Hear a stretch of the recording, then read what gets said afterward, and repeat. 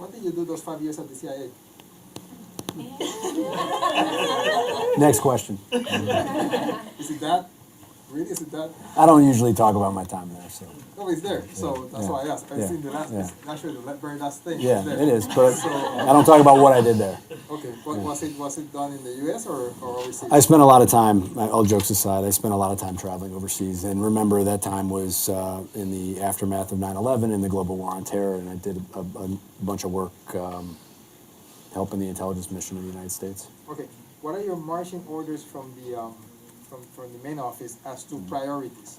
I know that you have authority to investigate everything, but I also know that they give you priorities. Yep, exactly what I said today. It's the same.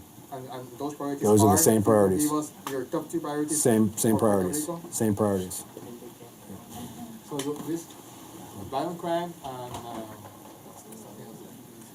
okay, violent crime. No. Defend the homeland. I mean, these are short words to describe a basket of things. You know, crushing violent crime is your carjackings, your Hobbs Act robberies that result in death. It's cartels. It's corruption on the top still, or public corruption is under rebuild public trust. okay? I went through all of that, and public corruption is in there. And I know that there's an intense appetite for public corruption, and I know that half the room is gone. But I came from the public corruption and civil rights section.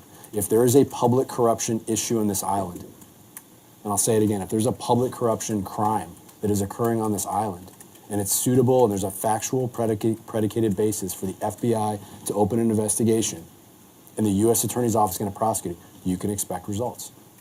That actually ties into my next question, which was a follow-up to her question. She Okay. asked you a question about Joseph Gonzalez. Should the current administration, the one that has employed Mr. Gonzalez as police chief, feel safe that having him on board will isolate them from any investigation from the FBI?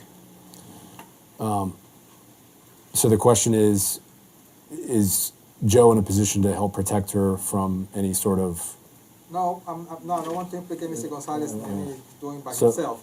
So the question would be, would his boss, should his boss be comfortable that having him on board will isolate them in any way from FBI investigations as to public corruption on their administration? Right.